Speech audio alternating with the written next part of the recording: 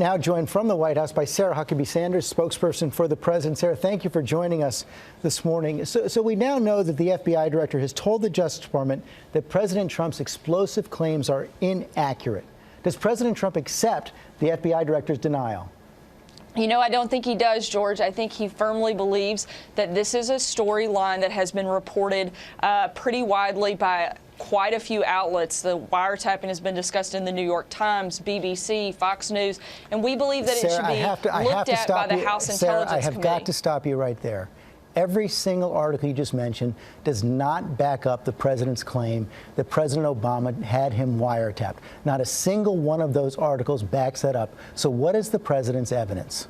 It does back up the fact that the administration was wiretapping American citizens. There was a wide reporting suggesting that his administration, whether it was directly ordered by this president specifically, his administration could have done Sarah, this. I have got to stop you again. No, Sarah, I've got to stop you again because that is simply not true.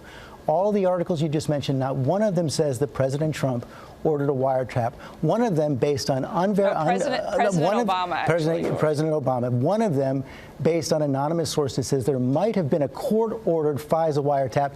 That has been denied by the former director of national intelligence, James Clapper. Look, I love how now anonymous sources don't matter anymore. We've been dealing with anonymous sources and having to fight back against that for the last 6 months. It's funny how the media but Sarah, now hold starts on a second. Sarah, even if that one is true, that is saying it was a court-ordered wiretap, not an illegal wiretap ordered by President Obama. Look, it would have been under this administration, George. You don't get to just wash your hands of something, whether it's the Justice Department under which you control, which would have fallen under this administration and under this past president. I think the bigger question here is let's let the House Intelligence Committee do its job, George. That is not true. They committed over the weekend. Sarah, hold on a second. Hold on a second. That is not true. There is a world of difference between an illegal wiretap ordered by a president and a court-ordered wiretap approved by a federal judge. There's a world of difference between those two things. The fact that it was being done is a story that we should be talking about, George, and all we're asking is that we let Congress do its job. Let's let the House Intelligence Committee review this, investigate it, as they committed to do over the weekend. Look, there have been constant allegations. The hypocrisy on this story is absolutely outrageous. We have dealt with this for the last 6 months, where the New York Times calls this story false. The FBI comes out and says it's BS. The House Intelligence Committee says there's no evidence.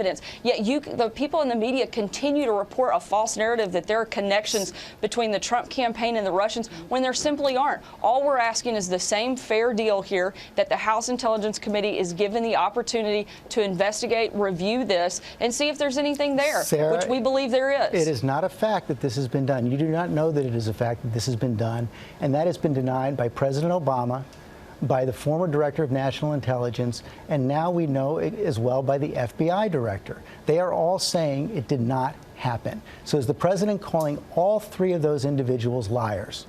Not at all. He's asking that we allow the House Intelligence Committee to do its job the same way we have done on our situation. It's very interesting, George, how when this past president says it's false, everybody's like, oh, well, obviously it is. But when we've been saying it for the last 6 months, nobody believes it.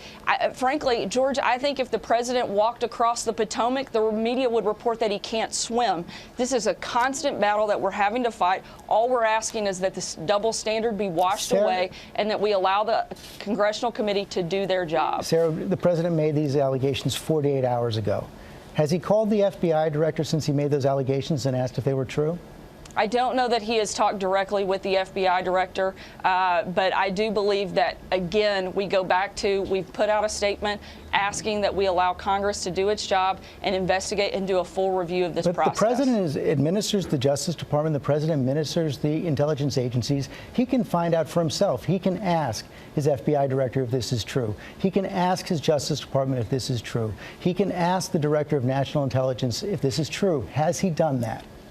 Look, I don't know that actually that is the case, George. From my understanding is that there is a process that this has to follow, and in order to go through that process, the first step is a congressional review, and that's what we're asking to take place right now. But bottom line, the president does not accept the FBI director's denial.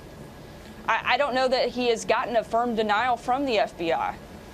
He does not accept the reporting that the FBI director has said this did not happen. Does the president accept that or not?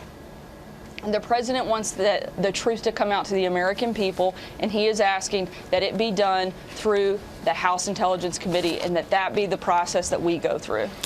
Sarah, thanks for joining us this morning. You bet. Thanks, George.